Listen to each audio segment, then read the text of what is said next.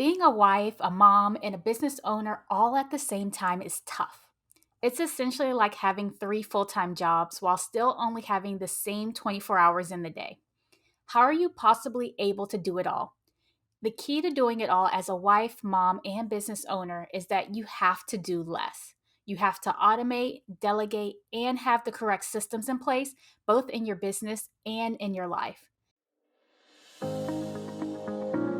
I am Shanice Miller, and welcome to my podcast, Do Less.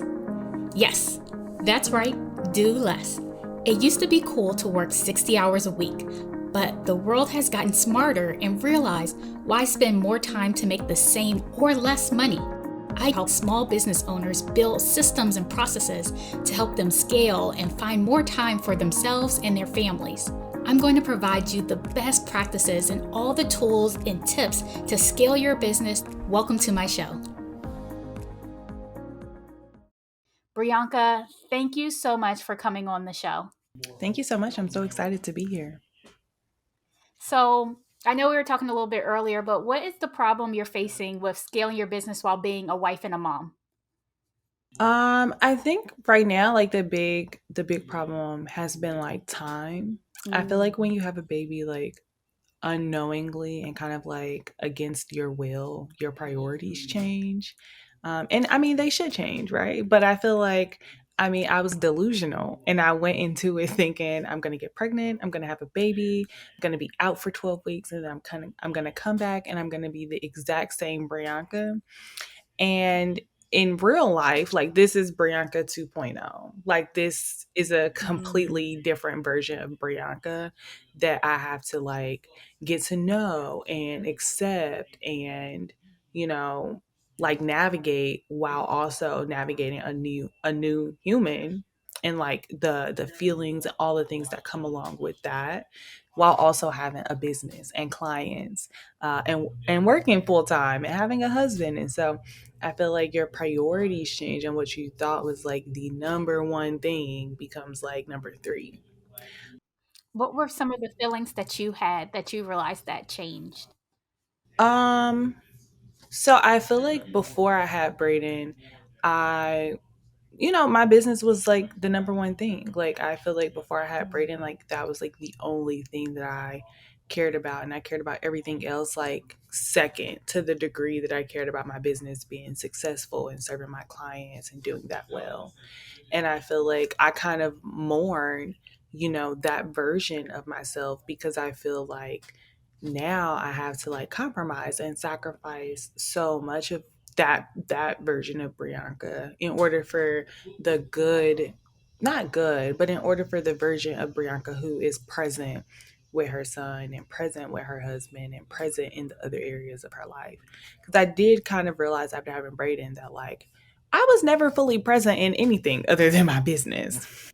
Tell me a little bit more about that, about not being present. And I'm asking you that because I was just having a talk with another friend who has two young kids, and she was saying she missed her old life. Mhm. She wouldn't give up her kids, but she missed her old life. So, what Absolutely. is it that? Yes. Why didn't you feel like you were so connected to anything else besides your business? I mean, honestly, like I feel like I didn't really have to be, like I Mm. could, like no one requires 100% attention like a baby. Like they Mm. can do nothing. They're just like there, like they can do nothing without you. So you have to be present. You have to put your phone down. You have to close your computer. You have to be like talking to them and playing with them and stimulating them and feeding them and changing their diaper and like all these things. And you can't do those things with like one eye open and one eye closed or it just doesn't work that way and they deserve more because they didn't ask to be here. Uh, so but I feel like before he got here, it was just kind of like the people in my life knew that I had a goal. They knew that I was trying to build a business. They respected it. They supported it. And so I feel like they kind of gave me a lot of grace. So if I'm out to dinner with my husband and I'm on my phone, he gets it, and even though he may have like found it frustrating, he never communicated that to me because he supported what I was trying to build. But a baby, they're terrorists. They don't care about what you're trying to build. They don't care.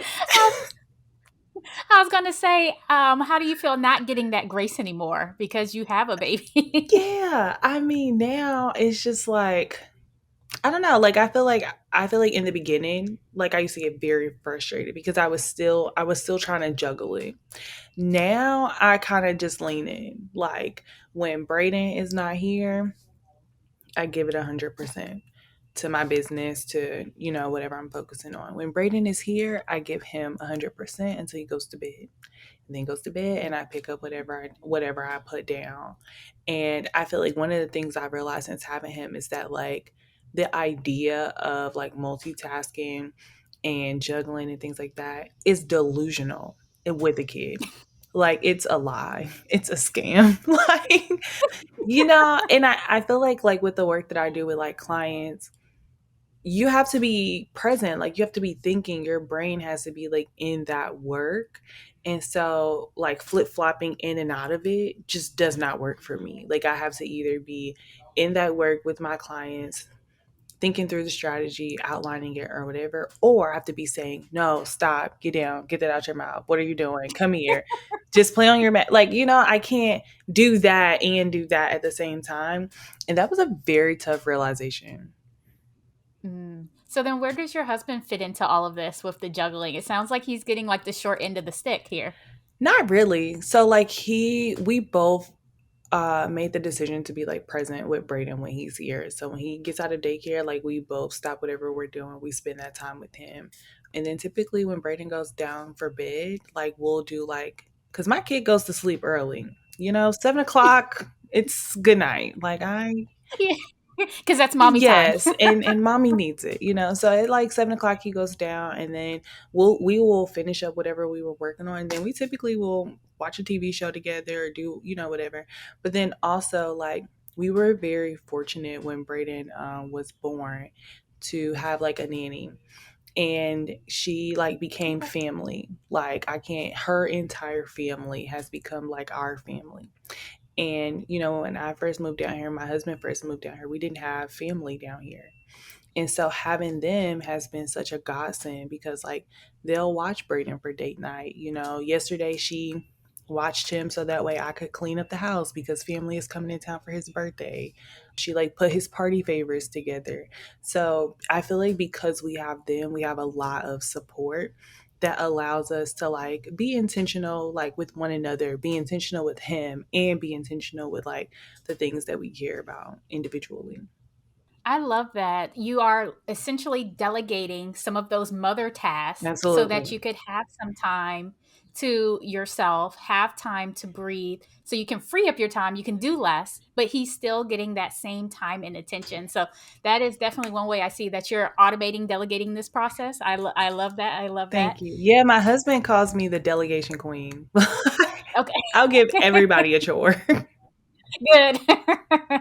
I was going to say, well, it doesn't sound like this is your problem, but I do wonder because I know some moms have mommy guilt about, like, oh, I have my son in daycare. I'm not spending that time with him. Mhm. And the same, some guys are like, oh, we don't need a nanny because back in the day, my mom, did it all. She watched the kids and you're like, nope, Nah, not on yeah, your yeah, household. nah. You and your husband were on the same page. Yeah, I not really. No, initially I do think that he had this vision, right, of like not like a housewife, but I do think that he thought that like, well, he provides, so I would just take on everything else.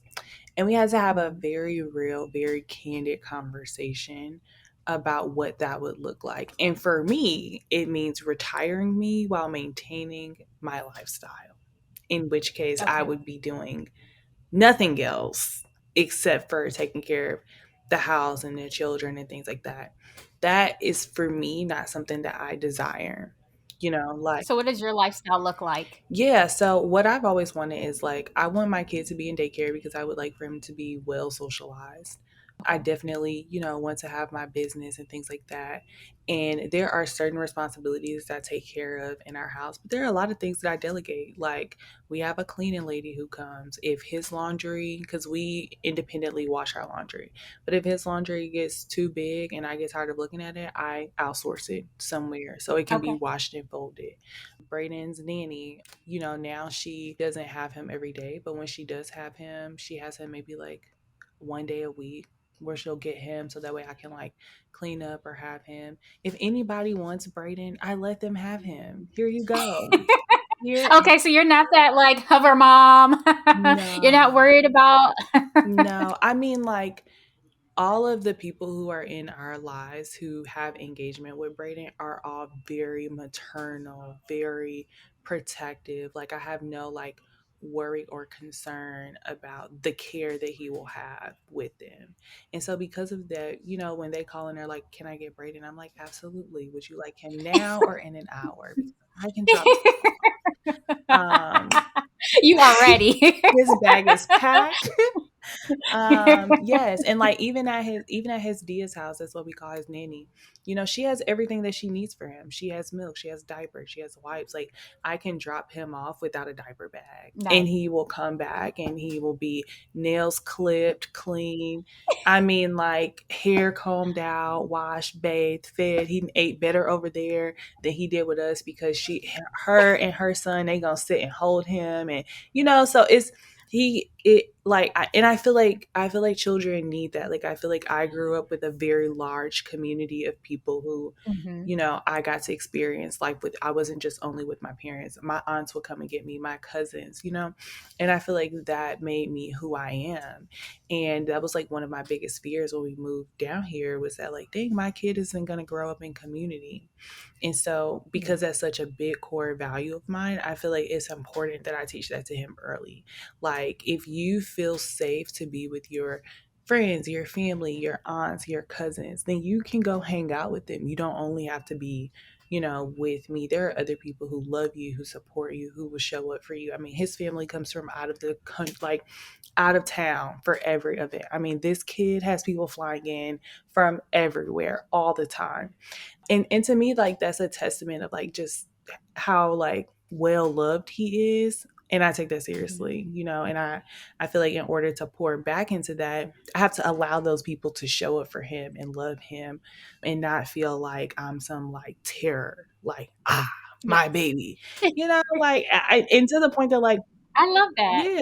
I love that because I think sometimes there is that wonder, Hmm. like I'm trying to protect my baby, Hmm. but then, like you said, you had to let people show up for them in the way they want to show up for them, Hmm.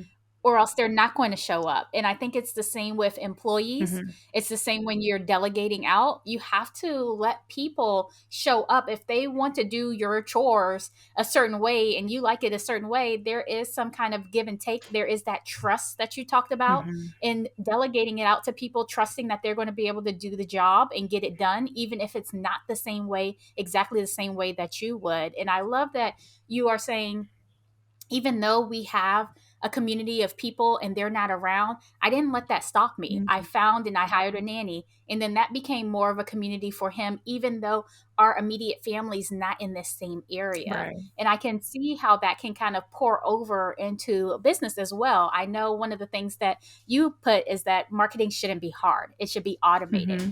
So, how do you automate and delegate your marketing?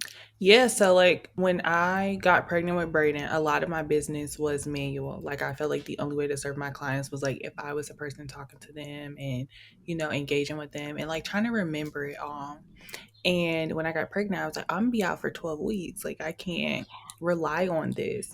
And so I started building systems. So like now, like depending on where you are in a program, it sends you an automated email. And it's something that I would typically say, like, hey girl, just checking in. I see you.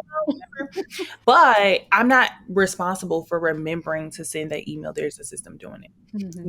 If you're browsing on my website and you are looking at a certain product, and let's say you don't purchase it, but you like come back a couple of times, like there are emails that like send and that trigger to you when people are offboarded from my programs like that.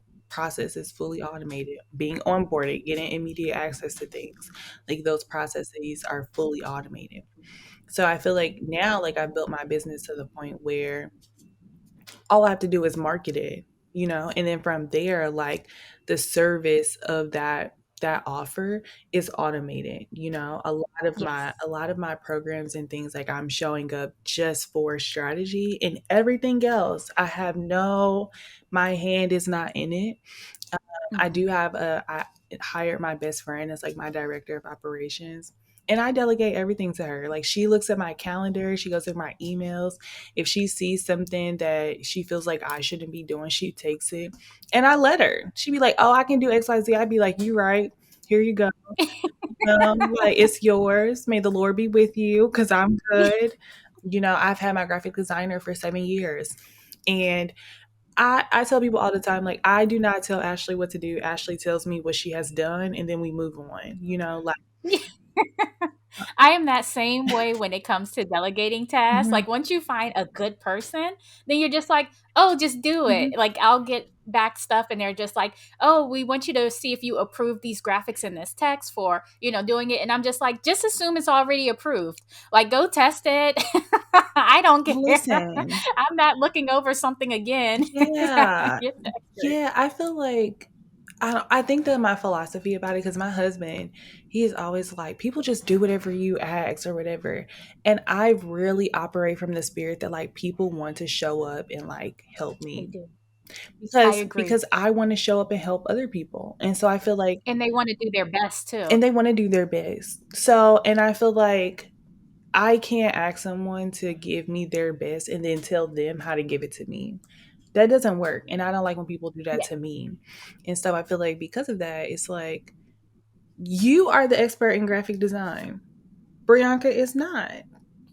Therein lies all of the delegation that I got for you.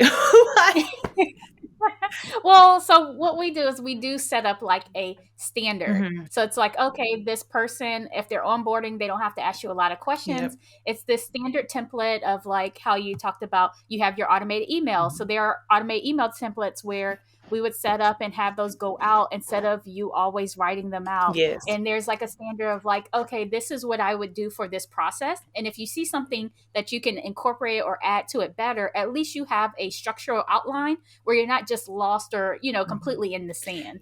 Graphic design is a little bit different because if you're not the graphic designer, you're like, go for it. Yeah, I But do like, feel like I do feel like we do it to a certain process. So like my business is pretty rinse and repeat. Like we do the same things over and over again.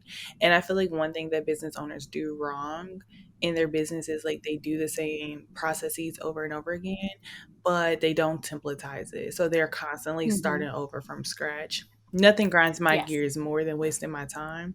And so Mm-hmm. as we do things over and over again, I turn those into automated templates. So, like, as an example, if I write a blog post, right? I know that I have to do SEO. I don't have to write the blog post. I know the blog post needs XYZ graphics. I know that I'm going to have to repurpose a blog post into XYZ pieces of content.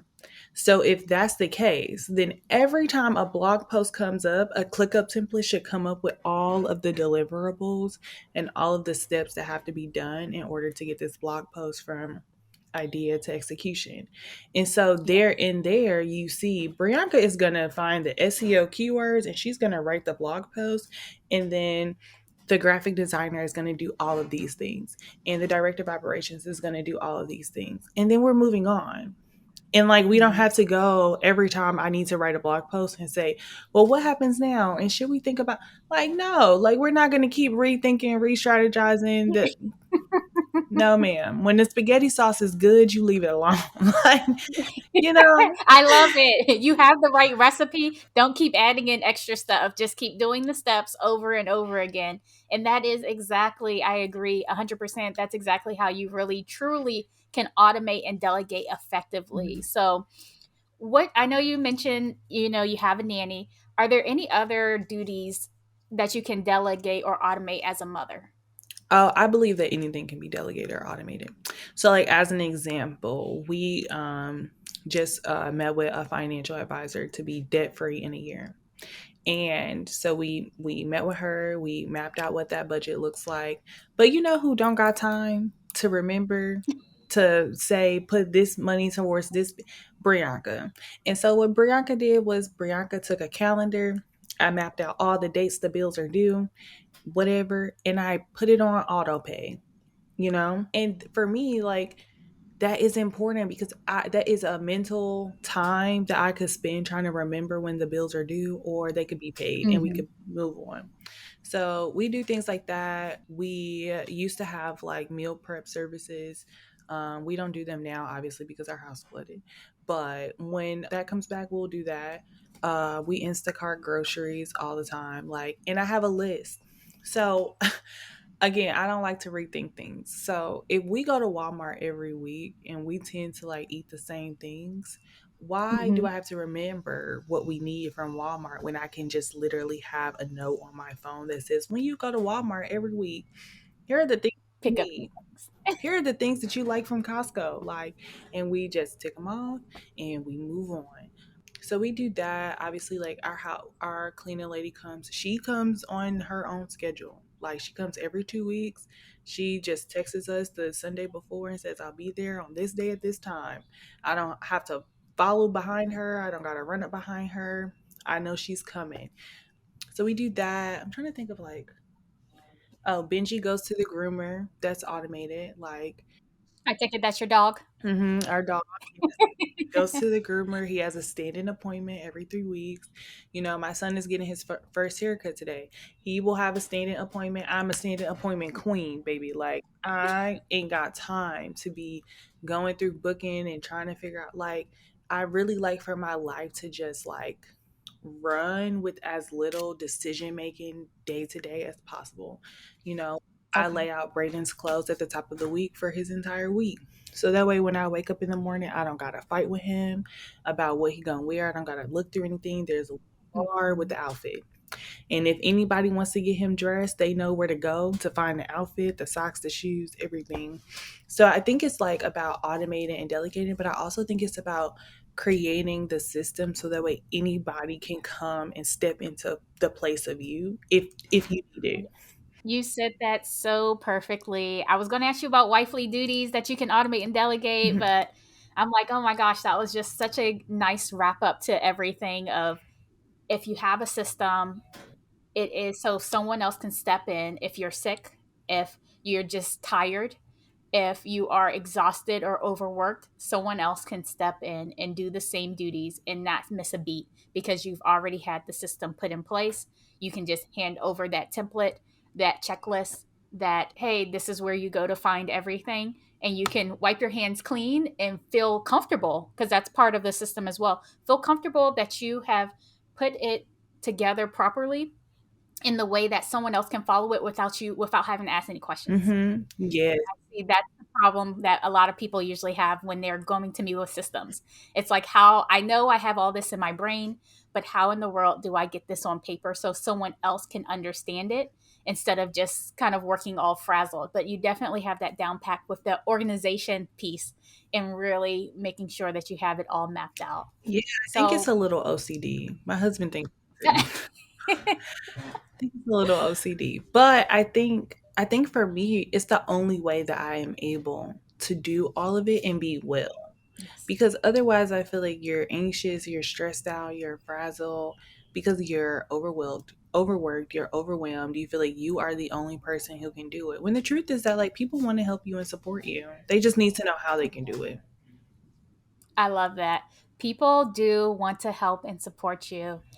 And so, Brianca, if anyone wants to learn more about what you do and your services, where can they go? Absolutely. So they can follow me on social media at the Brianca Johnson, or they can visit my website, briancajohnson.com. And yeah, like I mean, if you find me from this podcast, like feel free to DM me. I love to talk to people. I'm always in my DMs. But yeah, that's how you can find me. Thank you so, so much for coming on the show. It's been such a pleasure. No problem. Thank you so much. This has been an amazing episode of Do Less with me, Shanice Miller. Share this episode with anyone who needs this today. Leave a 5-star rating and review. And remember, if you're an entrepreneur and you need to do less in your business, click the link in the description to work with me.